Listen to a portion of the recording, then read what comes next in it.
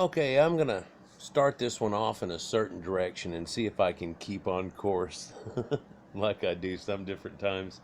What you're seeing here is the Nebra Sky Disc or Nebra Star Disc. Some of you may be familiar with it or have seen it before, maybe heard certain things about it and so on. And we're going to discuss part of that now. And we're not going to go as deep as you could go into this aspect, but just simplistic things about it and what just in its essence, if you throw out all the weird ideas, that it still has extreme significance. Now, what you see here is something that is out of proportion instantly to your mind, but it looks like some type of decoration. And that might be it to some people. For the crescent moon that's shown right here is much larger than this thing, which you could say it's a moon, but then why wouldn't it be roughly the same size? Why wouldn't they do that? And why is there a crescent moon right here? Does that have to do with an eclipse and the last of an eclipse showing? All these type of things. On this side there's a bar marker. On this side there's a bar marker. There's multiple dots all around on this thing that looks like it could be stars. And a conspicuous cluster of them that are seen right here. Now, when you look at the representation of this, they apparently replaced some of this gold leaf that was on this here. And from what I hear, it was from the exact area that it comes from, so it matches the gold to it. Some people disagreed with that, all other things. I've heard they try to cover it up with the idea that they found the actual leaf piece that had fallen off that the original guys dug. All kinds of different ideas. Let's go with reality on this thing. This is a bronzed type thing, disc, made, and it is made in a perfect circle. It has gotten ruined in a few places up here in the corner around the edges, but it literally is a perfect circle. This, which is the sun, is not quite a perfect circle. There is a little edging here that makes it not quite a perfect circle. But if you look at it extremely closely, you can see an outline right there, and it comes in and hits that line. And if they would have gone to the line of the piece, it would have been closer to a perfect circle. Regardless, let's continue. There's an arc here, which is perfect on this. The arc that's here that gets thicker in the middle than the outsides is also a perfect arc. And here is a perfect arc, done exactly the same way. And there's a perfect arc down here in the bottom, done, but it's done in a weird way. It has these extra lines onto it. And I've shown you a lot of pictures of ancient cave art and ancient Sumerian reed boats. I did a series about Thor Heyerdahl making it to the New World and things. I've done symbology that shows Egyptian art and this solar boat that takes Ra around for the rest of his journey with Set and Apep and the snake and the whole concept that goes with their idea that happens on a daily basis to make the world go round. But whenever you die, you go through a very similar adventure, and you end up apparently coming about what is Cygnus and going through the Milky Way on a solar boat. Right? Well, let's look and see if we can find some connections to that concept, for they've pretty much, I'm starting to give it away too much, but I want to show you a few aspects of a little piece of video that I found that has it. I don't want to show much of it, just small section. Okay, now you can see that piece that's missing right there out of it, and this is patina, definitely, and that this would have been non-patinaed, and so this looks like it got ripped off perhaps during the excavation they used hammers and stuff to dig into the ground, although in the recreation they show pickaxes, which is not said for some reason. They also refer to the people as robbers as opposed to treasure finders and things, and acted like public doing this type of thing is a bad thing. But you can see it oxidizing here a bit, but it would have been as dark as you can get pretty much out of old bronze, and whenever it turns dark like statues, and so it would have looked not necessarily so jade green and gold, which is a beautiful combination, but black and gold, which is a beautiful combination too. Now, to me, only thing that would have made it more exactly like a star chart would have been if it was done in silver dots, for most of the stars look that way. But when we look up close at it in certain pieces of it, counting the edge dots and looking at that cluster right there showed something too. But in the investigation, they found out many things. Many of the stars had double circles inside below the gold and so on.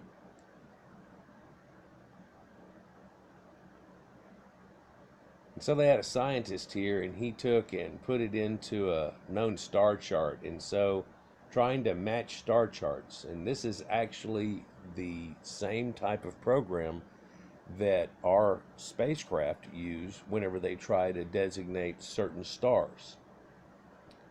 Whenever they have them verifying their own navigation, now they're supposed to pin out a few different stars and use that for navigation. Well, if this is here and that's there, then I should be aiming on XY axis and so on. This is how they actually guide the Hubble. The Hubble picks out major stars and it lines up with them, and it says, well, where am I supposed to be looking at exactly in representation to those stars? It's pretty neat, but in the process of going through it, he couldn't find out any. And so there's those stars, but then there's the moon and the crescents and the solar boat aspect of the whole idea. And what did that have to do with it? So if you look in there without patina, you can see how black it really was. And so he kept putting in other information. And then there's that one cluster. And while it doesn't seem to line up to a bunch of other ones, maybe we can identify that cluster, right? And he's an astrologist in a way, but he perhaps didn't at that time have the knowledge of people and the stars that ancient people had in different places around the world, or around the... And there's the whole idea about the solar boat and this zodiacal thing that I've shown you in about, at least a good dozen videos about how it goes with this. And then 3 and 2 and they're offline, or 4 and 3 and they're offline, depending on how many stars. And you look at it, and yeah, it's like a cluster of 11 stars, and it's not quite lined up right. And it doesn't look like what is shown in that depiction necessarily. If you wanted to make that, you'd have to take that star and put it right here. And if you did that, there you'd pretty much have it. But there are many ancient depictions of the Pleiades, and a lot of people over time have recognized that these were drawn in dots, just like stars are just dots. And in that fact, they are zodiacal representations. Stars. In this representation here, we can't even quite see the very top of it.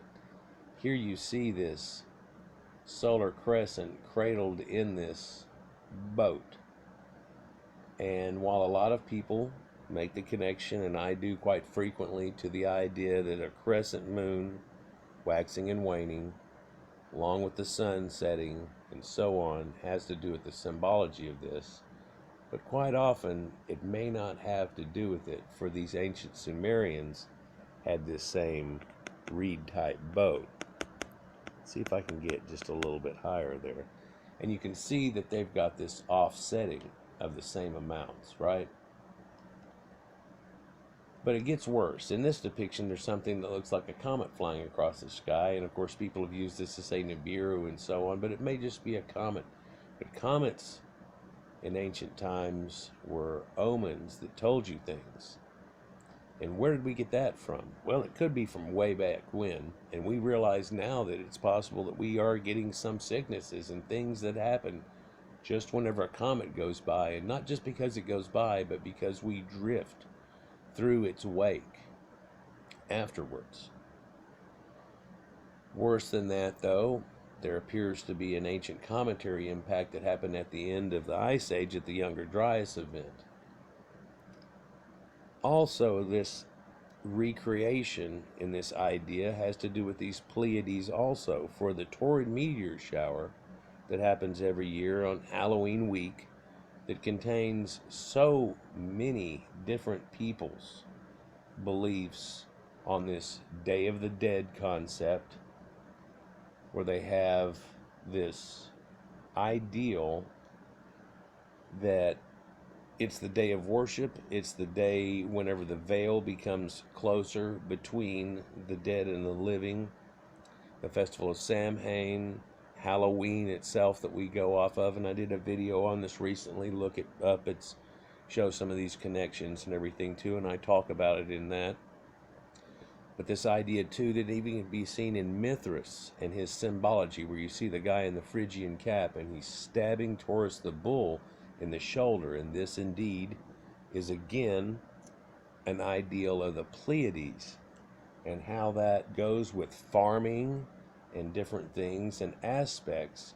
But here we can see this Celtic swirl type thing. We can see a solar disk in some of the earliest of Sumerian art in areas of Mesopotamia, but in that you can see this 336 with this one offset. Sometimes this one's up here with the other one.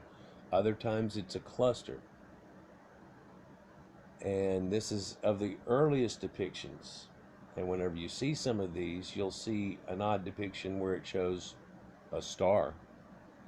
Much like we would think of the star today. But it looks kind of like a starfish star, right? That's interesting too, because that's later what the Egyptians start to show on their walls, is something that just looks like an Egyptian, looks like a starfish. It's on there, usually a 5-pointed star. And if you think about the way we draw stars nowadays, it's the same thing, but we draw it thicker. And there's of course a way that you can do it geometrically, where you can go chum chum chum chum chum and make a star. And then ideas of Capricorn and so on. But oh man, there's that solar boat and crescent over the star too. And does that always mean the sun? Crescent in a moon, does that mean a crescent moon? Or does that have a solar disk aspect go with it too? A lot more often than we think of.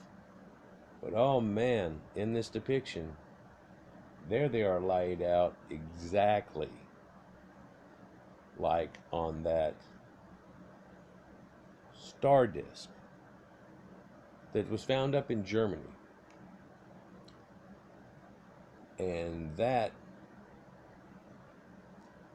shows the correlation to the ancient Pleiades and these 7 sisters. But there's so much to do with this 7 too, and how that's a godly number, along with 10 of completion, and other people go with many different aspects of that. But there's 7 Apkallu sages that leave out of Sumeria and herald mankind in different places, one of which is a group called the Shemsu Hor. They come into Egypt, and that can be seen with the first dynasties and so on, but they also are looking back at an elder time. So what can this show us there, this disc, and how that works with it? Well, that's that same representation right there. You know, if you look at it now with a telescope, it's just a cluster. But if you peer through it, which one it is, and through the naked eye, that is more of a representation of what you'll get. And this Milky Way concept, that's the birth and the birth area that we have of the cosmos and ancient beliefs, is that, you know, we all spawn from this thing, and there's Mother Earth and Geb and Nut and so on, and Egyptians, and all of these depictions strangely are animistic. People-headed animals. Orion is a hunter, but we find that where we can do things like connect the dots, like when we were a kid. So it's something simplistic for us now to connect the dots. And let's see if we can connect some dots here too for ancient zodiacs that had to do with that. And they more or less are shown as all animals, and we can depict them easy, and we can say this is Sagittarius, here's Pisces, here's this. And they all have this similar zodiac that goes with each other. And that zodiac is across our sky. But in Egypt, they started making these depictions of stars like this. And there are so many different ones of them, and I'll just stop it at this flashpoint. But you can see where things like Orion are shown up, and the symbology goes around it.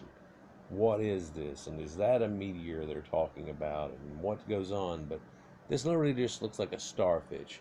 Recently, was it my Halloween video? No, it was in one of my videos. I just showed some coral reef stuff, and it's the one with the red starfish, I think, at the start of it. I show where I had a little Christmas tree up at work, and I had taken some dried, dehydrated starfish that were bleached and put them around on it, and then a star that I had got in the Bahamas. One day I'll tell the story about how I almost died to get that starfish, but starfish look just like this, and we draw stars exactly like this today. So we're familiar with this sparkling idea, but you say that that star isn't seen in the Sumerians, and that's not true. For the sun that I just showed you a second ago is drawn in an 8-pointed star, and it controls the wheel, and the wheel with the 8-pointed spokes.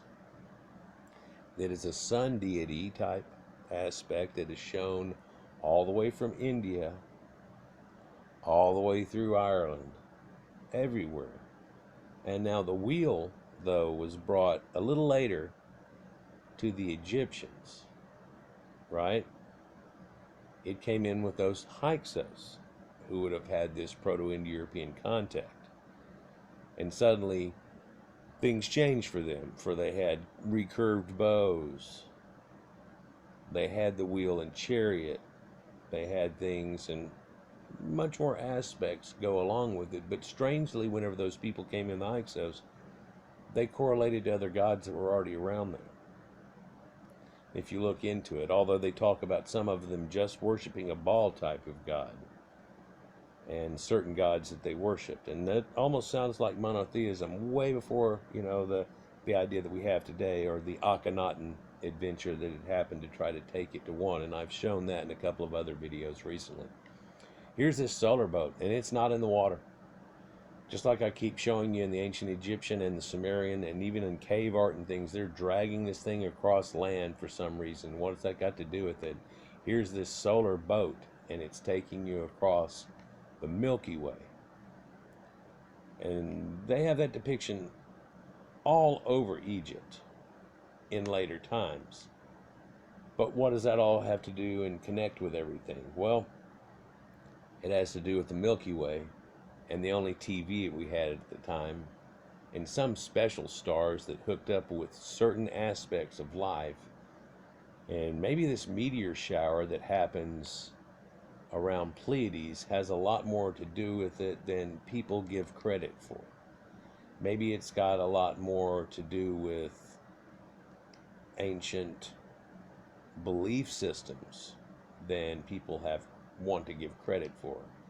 There's this guy here, and I don't know why they doubled up the video and made it look weird, unless they just wanted to play with their video effects.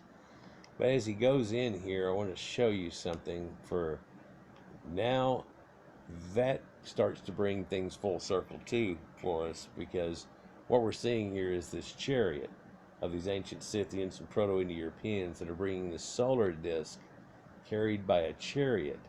And later this depiction is seen through Greeks and Roman art and so on, and that's what carries the sun across.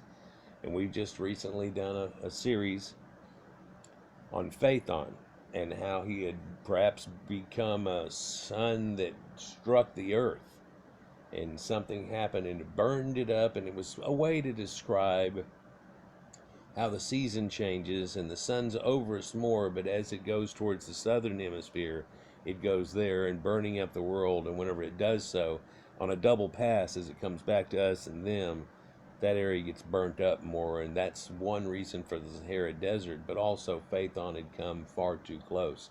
And I've done one where if you look at this video, at the symbology of this real close, it has all these circles around on it, and that works with a solar and a lunar calendar. And then there are those hats that are giant conical golden hats that they have found through Germany in the same area as this thing is found in this disc, that had that same thing in a calendar, that the later Greeks work out a calendar and it goes right with it too. So this guy here starts to make correlations, and he does stuff about ancient civilizations a lot also, and these solar boat type situations, and where they have certain stars around them and something is just carved into marble or something symbol, and goes back to cave art. It goes way back, and while that kind of looked like Jacob's ladder, I think you can see here that this is a boat, and there's some people in there, and we've looked at enough cave art, if you've been with me, and I entice you to go back and look through a lot of the things that I show in cave art, knowledge in cave art. But there are people on these, and they're traveling through the stars in a boat. And isn't that cool? You can imagine that these people are somehow in their mind playing Star Trek and the ancient cosmic journey that they make in the afterlife. Right? And strangely, this depiction is one that's special. It shows a sled. It shows a sled like Santa Claus, but on that sled is that damn boat. And it's being led and pulled through the sky. And these stars are drawn special there, for it shows them different sizes. And there's even ones where there are giant depictions, and they have these delineations of people and oars. Sometimes it's just dots of people, sometimes it's just oars. But also you can see that these are stars, and these people are stars with oars, and they're going through this solar sky and this Milky Way and traveling through it. And there's a crescent type depiction, but there's one too. So is that the moon? Well, this looks like done on purposely, and that might be slightly scuffed. But there's another one here, and that one's got a missing piece, and so on. But I think we can see the depiction that I'm showing here, and how it works all together in some ways, and how he found all these ancient connections. And so in doing so, and this is from a guy that specializes from Denmark, and whenever we look closely at this boat, it is shown, whereas sometimes we've seen in my cave art depictions, there are sticks in here that look like people, and you can see there are many, many sticks. Many, many sticks. Somebody said that it starts being rubbed out at a certain point, but idea is that there's 360 of them. That's just, I'm not going to sit and count them either. I think it's nowhere near adds to that. I think what somebody else said was he's adding up everyone that you can discern from the top, and the bottom and getting that number out of it. But it would have been like oars, and we can see these oars in this boat. And see these 3 stars that sit cradled in the boat? Notice anything strange about them? How the middle one is about off kick just a little bit, and it really comes across as being the lineup of the belt of Orion. And so now we have this Aryan Orion solar boat going on with these people. And now we have a connection in ancient times, which this is dating to 1600 BC or so. But it shows a connection from boating in ancient Sumerians and reed boats and turned up reed boats that even are found in South America and so on, but also in the Phoenician boats, and later in depictions of Viking boats, and how on one end it has a face or a head of a creature. Quite often later it's dragons and so on. So they get this astronomer here, and he's looking at it and figuring it out. And why is this offset? Well, there's a reason that it's offset. And it's offset by a certain amount of the in degrees. From being the exact center here to where the focal point is a certain amount out. Amazingly upon that too, if you were to take and put that and aim a piece at this point, here, back to this point, back to this point down, this becomes a depiction of a man holding a bow and a pulled back and extended bow with some power ready to release in it. But even better yet, guys, even better yet, around this edge we have declamations and dots that are inset into it also, that are different and not the notches that you see in any way on the solar boat, right? They're not these little paddle people that are in a multi-lined looking reed boat, or maybe made out of wood. For now, let me make another correlation. We found now recently 35 feet under the water, out a ways, off the Isle of Wight, an ancient boat dock that was built in 8000 BC. And that's just rough estimates starting off with dating of when the water could have been that low after the Younger Dryas event, and where it's up, but not where its full point is today, where it rose up to. And it talks about flooding and stuff in the Bible, and that definitely shows you 35 foot. What does that mean? The 35 foot deep water, no one could stand up. 35 foot deep water, everybody's moving, and with everybody on shore at this time, and having a lot to do with boats, which whenever I was a kid, we're led to believe maybe they invented a boat in Egypt, and they only had those and they're little bitty things, and they go up and down. And those Phoenicians, man, they made a little better boat, and man, they had some mercantile going on. And is that what you were led to believe too? Yeah. Then we come to find out, man, they've got boats like this and these depictions that I'm showing you right here that go back 16,000 BC easy. That's well into the Ice Age. Well into the Ice Age. But you look at that ancient boat dock. Well, so focal pointing here off of this, they actually get something like 52 degrees. I'm sorry, 82 degrees. Pardon me. 82 degrees is kind of showing something also, especially for the area that it comes in. But these dents that go around the outside of it, for they seem to be placed in exacting points for a reason. And so that even in itself is something that you line up, and then it helps you line up things and tells you when it's coming and when you should, where you should look at this representation. So there's at least 3 things going on this at once.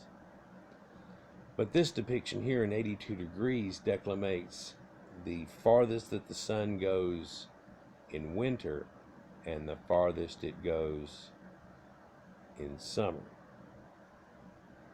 and the declamation of them. But then also, amazingly, there's 9 dots around on this, like 9 moons.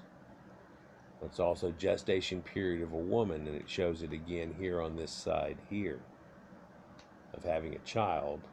And so now we've got the moon with moon 9 lunar hook up to it too, solar calendar, declamations, all kinds of things are starting to be found out of this.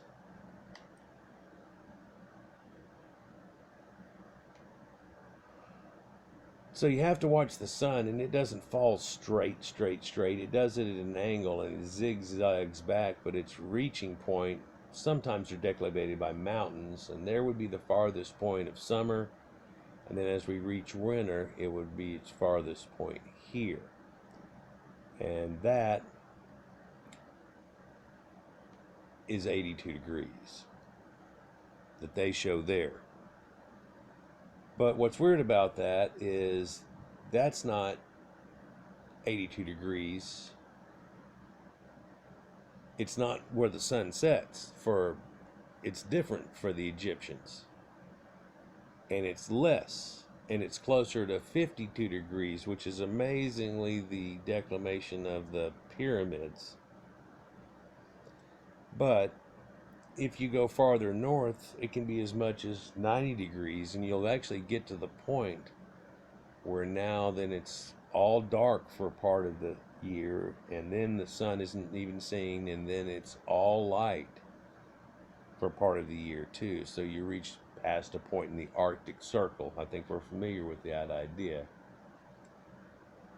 But this concept here of when it goes at 82 degrees that it shows here, and the sun goes across, where does that go? Where is that on the planet that you can find this 82 degrees? Is it around the Mediterranean? Well, answer is no. Actually, right where this object is found in this band through here, that you will find that it goes 82 degrees. And so it shows that it wasn't gotten from there, that it isn't from there, right? That it is from there. The gold, though, shows something a little bit different, and we'll get into that in a minute. Now, how they figured out, other than gold analysis, even initially, that this was done in phases and from gold from different places, is because they saw a few anomalies, which you might see. They're actually a doubled up star, like either they made a mistake and changed where it went, or this is supposed to depict the sun coming up and rising, or something, but you'd think it would have more.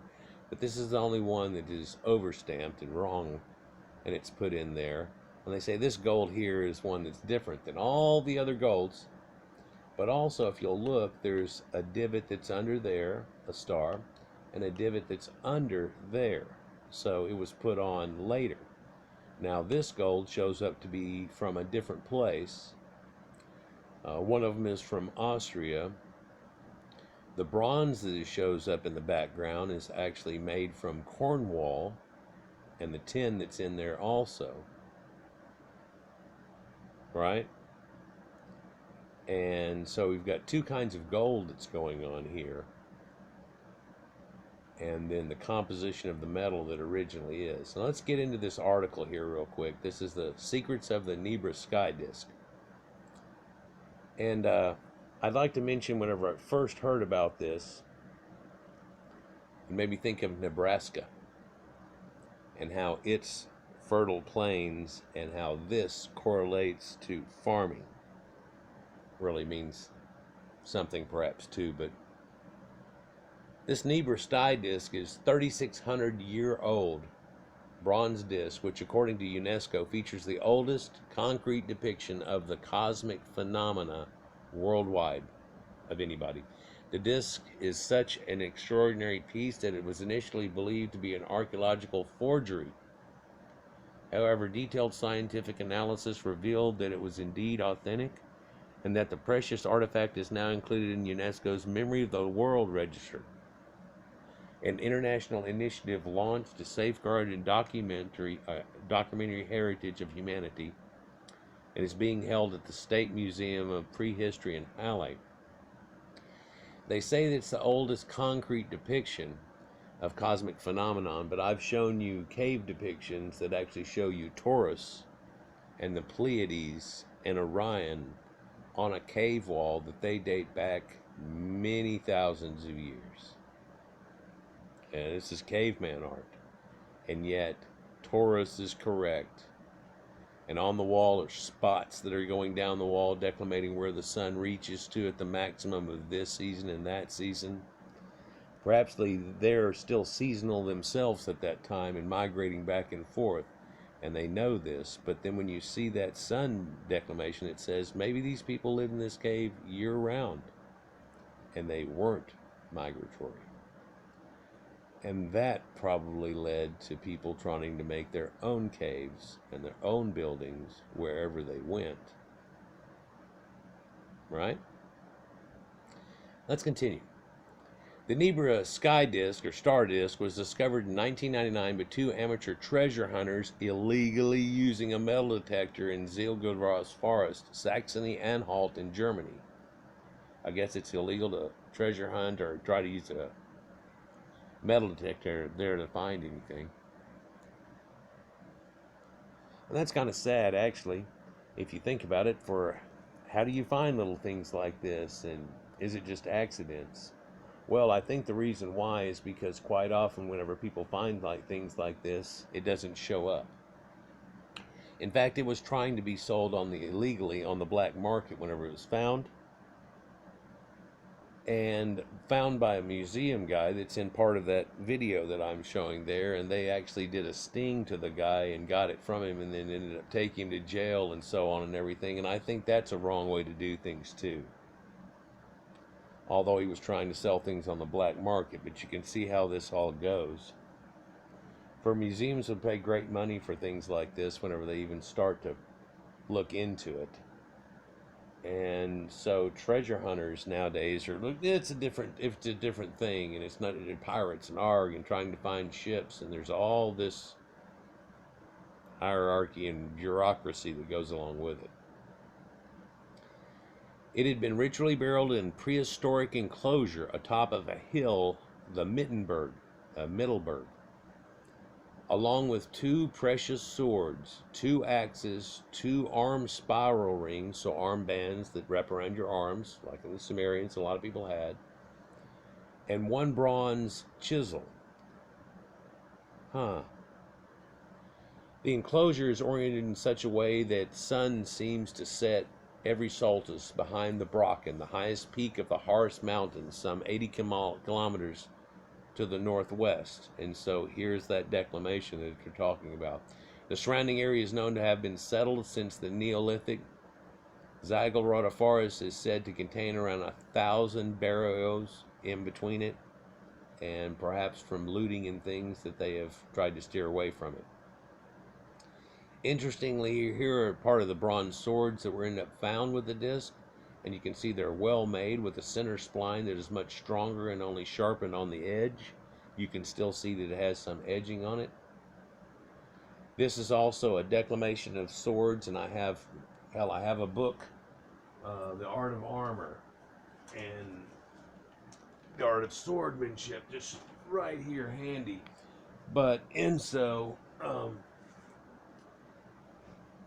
you can see swords go from a point like this, and this is a small sword, in between a dagger, one-handed sword, small thing, much like Sting is for Middle Earth and Lord of the Rings and type concepts. But there are rivets right here that are done into it, and for a while they have these riveting where they have a handle joined to it, and it's riveted through it. And we can understand that in the modern technology, but later they start to make them even solid. And they still use this idea of riveting to make that symbolic look to it, even though it doesn't have it anymore. The handle here has a gold ring around it too, also, with the pommel and hilt are known as the tang. Quite often they were round. That's part of the reason the fish that are round are called tangs, but that's in a fish. And this would have been wrapped with leather, wet whenever it was wrapped with it, like rawhide, and dried out to tighten, and so on. Now, the scientific studies of the Nebra hoard are probably among the most thorough ever carried out on an archaeological find in Europe. Study began when the objects were first impounded in 2002 and continued until the end of 2007. Nonetheless, dating the artifact has posed many difficulties, and while scientists have been able to determine that it was buried at 1600 BC, they're unable to determine its date of manufacture, meaning it could be much older than its burial date. And it looks to appear to be so. And how much older could it be? It could be hundreds and hundreds of years older than that. The Nebra bronze disc measures approximately 30 centimeters in diameter and weighs 2.2 kilograms exactly, which is a strange declamation for it. And it's decorated with a blue-green patina and inlaid with gold symbols. But in ancient times it was black with gold stars onto it. These are interpreted as generally as sun or a full moon and a lunar crescent and stars, including a cluster interpreted as the Pleiades. We just talked about other interpretations there and what these people have found versus the vagueness this guy is giving in his statement. 2 golden arcs along the sides were added, as one has become lost on the left. These were constructed from a gold of different origin, though, as shown by its chemical impurities. 2 arcs span an angle of 82 degrees, correctly indicating the angle between the positions of sunset and summer and winter